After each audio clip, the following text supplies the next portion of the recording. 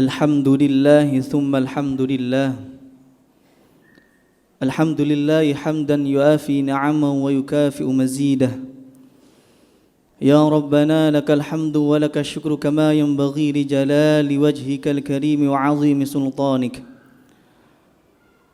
Subhanaka Allahumma la uhsi thana'an anta 'alaika wa 'ala nafsik. Wa ashhadu an la ilaha illallah wahdahu la sharika lah. Wa ashhadu anna sayyidana wa nabiyyana Muhammadan 'abduhu wa rasuluhu la nabiyya ba'dah. Allahumma salli wa sallim ala sayyidina Muhammad wa ala ali sayyidina Muhammad wattabi'ina lahum bi ihsanin ila yaumiddin. Ayyuhal muslimuna rahimakumullah, usikum wa nafsi bitaqwallah faqad fazal muttaqun. Kama qala Allah Ta'ala, ya ayyuhallazina amanu ittaqullaha wa qulu qawlan sadida yuslih lakum a'malakum wa yaghfir lakum dhunubakum wa man yuti'illaha wa rasulahu faqad faza fawzan 'azima. Hadirin jamaah Jumat Masjid Al-Hidayah Siulan Kerto yang dirahmati Allah Subhanahu wa taala.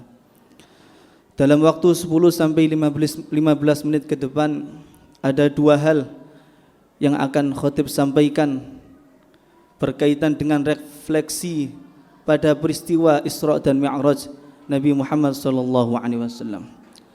Sebuah peristiwa mukjizat bagi Nabi Muhammad sallallahu alaihi wasallam, yaitu ketika Allah Subhanahu wa taala memperjalankan beliau dari Masjidil Haram menuju Masjidil Aqsa Palestina, yang kemudian dilanjutkan menuju ke langit Sidratul Muntaha. Hadirin jamaah Jumat rahimakumullah, para ulama telah mengajarkan kepada kita semuanya, yaitu perkara akidah, perkara yang harus diyakini oleh kita sebagai umat yang mulia baginda Nabi Muhammad sallallahu alaihi wasallam, bahwasannya berkaitan dengan peristiwa Isra dan Mi'raj, kita sebagai umat muslim dilarang untuk meyakini bahwa Allah Subhanahu wa taala bertempat di atas langit atau bersemayam di atas arsy.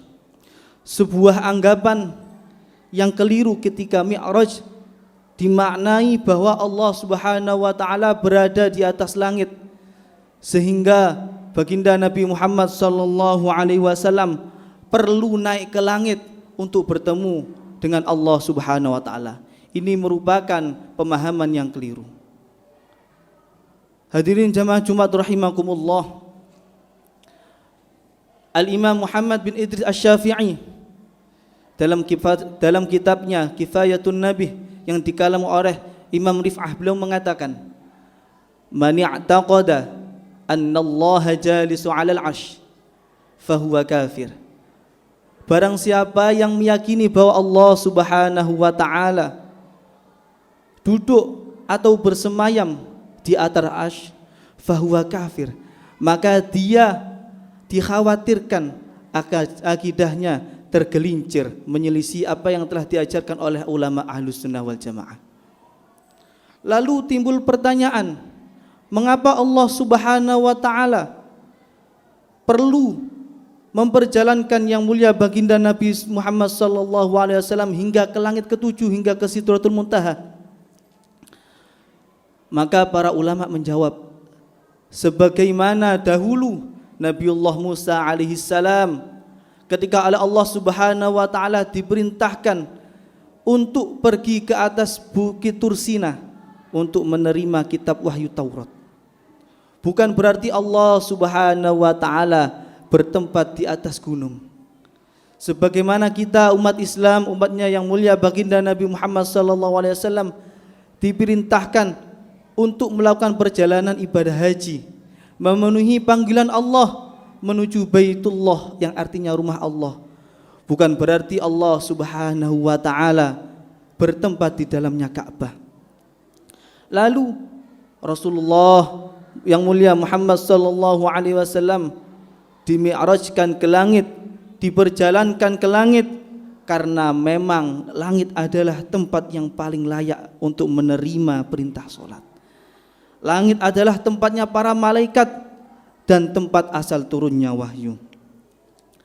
Al-Imam An-Nawawi Asy-Syafi'i dalam kitabnya Syarah Sahih Muslim, beliau mengatakan ketika orang berdoa kepada Allah Subhanahu wa taala menghadap ke langit dengan mengangkat tangan, sebagaimana orang salat menghadap kiblat, menghadap Ka'bah, bukan berarti Allah Subhanahu wa taala bertempat di atas langit atau di dalam Ka'bah. Akan tetapi memang langit adalah kiblat bagi orang yang berdoa, sebagaimana Ka'bah merupakan kiblat bagi orang yang salat. Hadirin yang dimuliakan Allah Subhanahu wa taala.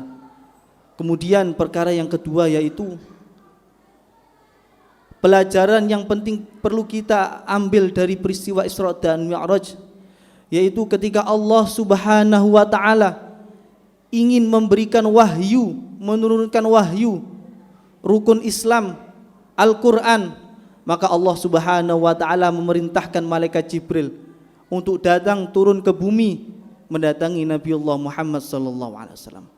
Akan tetapi khusus untuk perintah salat, Allah Subhanahu wa taala sendiri yang memperjalankan Rasulullah Muhammad sallallahu alaihi wasallam menuju ke langit. Ini merupakan menunjukkan bahwasannya salat merupakan perkara yang sangat penting. Bahkan ulama kita mengajarkan saking pentingnya salat, dalam keadaan apapun kita tetap diwajibkan untuk salat. Ketika kita sakit tidak bisa salat dengan berdiri, maka kita tetap diwajibkan salat untuk dengan duduk. Ketika duduk pun kita tidak mampu, maka kita tetap wajib salat dengan berbaring. Apabila berbaring pun kita tidak mampu, maka kita tetap wajib salat, bahkan walaupun hanya dengan menggerakkan dengan bahasa isyarat. Hadirin dimuliakan Allah Subhanahu wa taala, maka begitu pentingnya salat.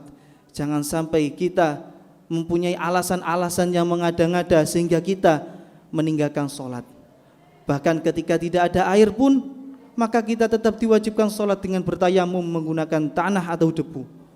Bahkan ketika debu atau tanah pun tidak ada di tempat itu, maka kita tetap diwajibkan salat, yaitu dengan salat li hurmatil waqt. Hadirin yang dimuliakan Allah Subhanahu wa taala, dalam sebuah mafhum hadis Rasulullah sallallahu alaihi wasallam pernah menjelaskan salah satu fadilah salat. Barang siapa yang salat 5 waktu, maka perumpamaan permisalannya adalah sebagaimana ketika dia datang pulang dalam keadaan kondisi badannya kotor, berkeringat, kemudian di depan rumahnya terdapat sungai yang mengalir. Setiap dia mau masuk rumahnya, dia mendatangi sungai tersebut dan mandi sebanyak 5 kali dalam sehari. Maka apa yang terjadi? Semua kotoran, semua keringatnya yang ada dalam tubuhnya semuanya hilang seketika. Maka begitu juga orang yang sholat 5 waktu. Ketika dia sholat 5 waktu secara berjamaah menunaikan hak dan rukunnya, maka dosa-dosanya akan berguguran sebagaimana daun-daun yang berguguran daripada pohon yang sedang musim gugur. Hadirin yang dimuliakan Allah Subhanahu wa taala, jangan sampai kita mempunyai banyak alasan untuk meninggalkan salat. Karena Al-Imam An-Nawawi beliau mengatakan dalam kitabnya Kasyifatus Syajaa bahwasanya orang yang meninggalkan salat, bahkan sekedar menunda salat di luar waktunya, maka dia merupakan sudah melakukan perbuatan maksiat yang besar. Dan orang yang meninggalkan salat dikhawatirkan nanti di akhir hayatnya meninggal dalam keadaan su'ul khotimah. Na'udzubillahi min dzalik. Hadirin dimuliakan Allah Subhanahu wa taala, mungkin cukup singkat khutbah yang perlu saya sampaikan. Semoga Allah Subhanahu wa taala senantiasa memberikan kepada kita akidah yang lurus, akidah Ahlus Sunnah wal Jamaah seperti yang telah dicontohkan oleh para ulama kita, dan kita senantiasa dimudahkan oleh Allah Subhanahu wa taala untuk menjalankan ibadah sunnah maupun wajib, salat berjamaah 5 waktu di masjid, sehingga kita nanti ketika meninggal digolongkan menjadi orang yang husnul khotimah. Amin amin ya rabbal alamin. A'udzubillahi minasyaitonir rajim. Bismillahirrahmanirrahim. Subhanalladzi asra bi'abdihi lailan minal masjidil haram ilal masjidil aqsa alladzi barakna haulah linuriyahu min ayatina innahu huwas samiul basir.